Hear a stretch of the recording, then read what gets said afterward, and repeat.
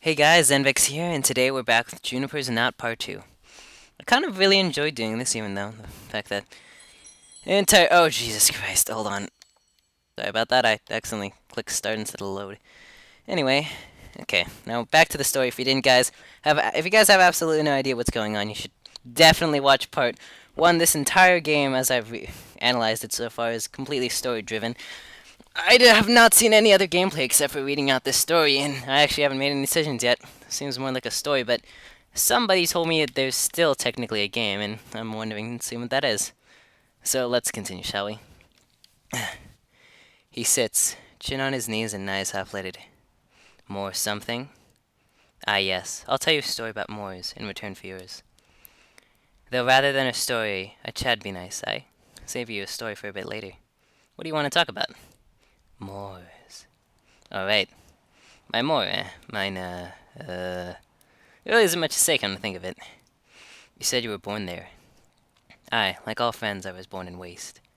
You read about us, aye? About how we make barren anywhere we stand, unconsciously drain life from earth for our sustenance?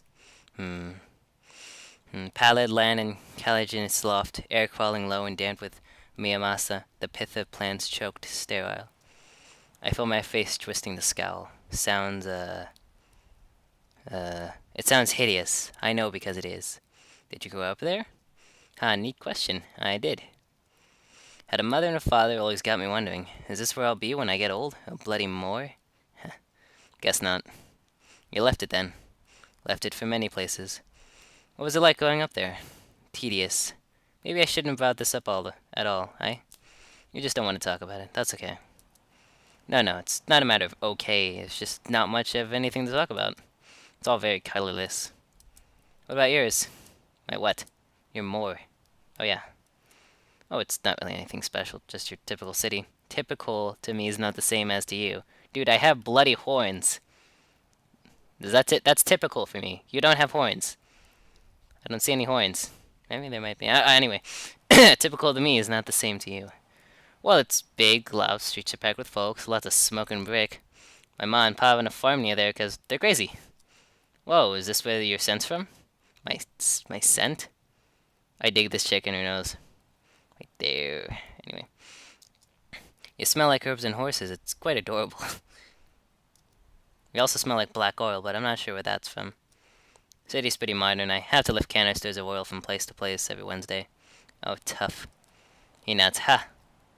Very tough. Hey, knock it off, will ya? I do hard work. He kind of slurs his sentence, but it nevertheless determined to appear strong. I believe you.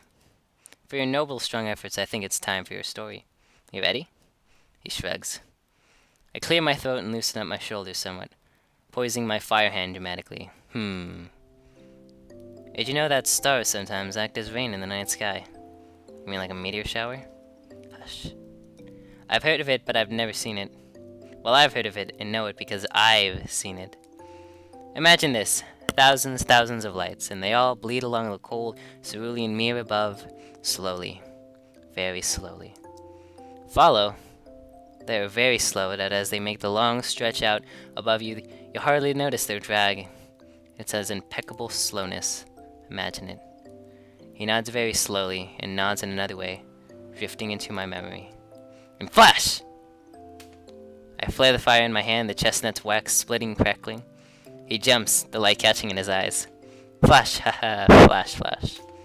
With each of these words, I stoke the flames. They look up and dance wildly. Each single, brilliant streak cuts through the lights, independent and free, and then it dies.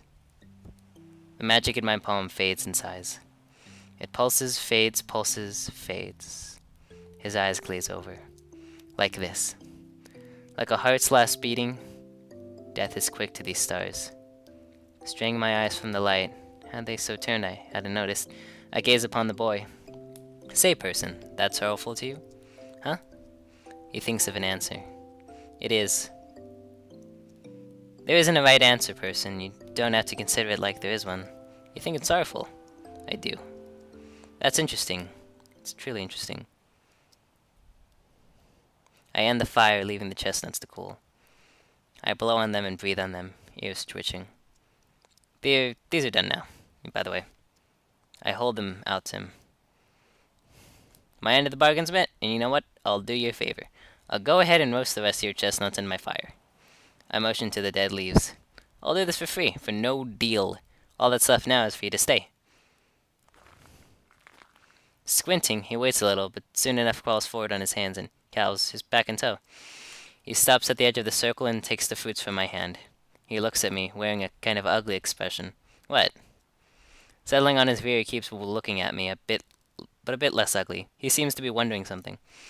Eventually, he looks at the nuts in his hands instead, his face softening. He shells one and pops it into his mouth. His face flushes naturally, chews a little. He pushes his back into the circle with his foot, shifts back a few feet, and speaks. Which part of that was the story, miss? Well, look at that, you aren't entirely daft. I take up the bag from the ground, shake it a little. Doesn't smell like there's any more chestnuts in here. I open it up and check.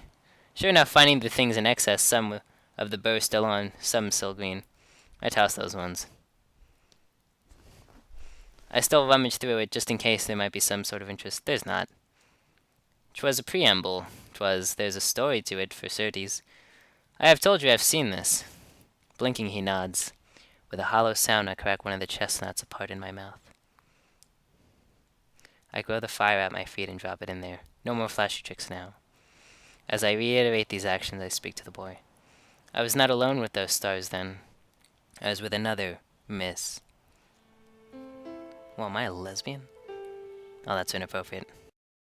Dropping another into the fire, I watch its fall. My eyes lose some of their color. She was fair, young, and human. Perfect miss. Such a charming girl, we would dance together and sing. Press close when unseen.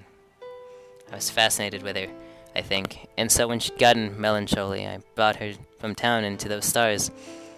I had the ache in my knees, knew the ebb and tide would be crying, and had figured the beauty of it would settle her. The boy constricted his brow, chewing somewhat sadly. Oh, not to worry, it did. He swallows.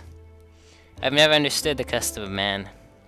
I've always been free-thinking and never bound to the thoughts of others. My actions that night, no, my actions altogether, none so kindly to her, when she returned. What happened? What happened? What? Well, after I took her back to the town, she was plowed and beaten and beaten and beaten and plowed and beaten, until she could not move or breathe. The boy stares, a nut in his hand held stiffly, only so near to his parted lips. I buried her under the sky where I last saw her smiling. He closes his mouth into a frown. A century later, I returned to a spot and found an olive tree grown there. It was the sickest thing, gnarled and twisted it was. Furious, I razed the entire plant, its trunk, its bark, its leaves, its branches. I scorched its roots. Would have torn out the roots, though afraid to not disturb her. Yet last I'd seen it remained alive, born fruit and uglier than before. Isn't that the most wonderful story one can tell? No. Huh. I dropped the last of the chestnuts into the leaves. Did you mess up the guys who did it? Mess up? You're a fiend, you didn't eat them? I didn't eat them. What happened to them doesn't matter to the story. I want to know. I don't want to tell. Seriously, miss? You know, when kids in the neighborhood mess with my kids' feathers, I beat their faces in with this. Holy shit, God damn, man. That's what love is. It's taking care of your mates. Love. That's what you figure from this tale, that I fancied her? Well, obviously. It's my story, person, not yours. Come off it. It's an old story, and it's only a story. Stop. What? Man. Fine. I was just entertaining you as I cooked. That's stupid. Bollocks, I don't want to hear that from your fool arse. Bollocks? Well, it's stupid, forget it. What's this? You're starting, your stone's dropping now. Drop them any further, I'll tear them out. Tear out your tongue too, here. I guess your stone's my balls. Don't start with me. The boy freezes, hand hovering over his last chestnut. I'll whip your legs off, understand? Don't start with me. Last thing you need to be worrying over is your soul, since I'll render you limbless if you start with me. And there won't be anything there holding that soul at all. Start with me, I'll kill you, we clear, person? Quickly nods. I chuckle. You're a cute thing, aren't you? Quailing so tender. I can't move from here, person, you know that. Proving you speak so. It just sounds pretty real. Did it? The boy lets out a loud sigh, shaking as it leaves him. Still vibrating with fear, he fumbles open his last nut. There looks to be a bits of shell on the food, which he does not notice until it's in its mouth. He frowns a bitter frown and calms down somewhat, now distracted by the taste. Some of these are finished, mind. I'm not at the fire. Can toss them near if you'd like, if you're still scared. Nah, I'm not. He rocks his head. I'm fine. But I'm pretty tired. Could you toss them anyway? I surely could. And shall, but only if you agree to stay with me till sunset. It's noon already? It is. I sit down myself, lounging across from him. He stares, his vision slowing and jumping and trying to focus. Eventually he squints, leveling his eye on me. He didn't say I'd do it for free. Not this person, I said I'd cook these, and I am. He furrows his brow and frowns.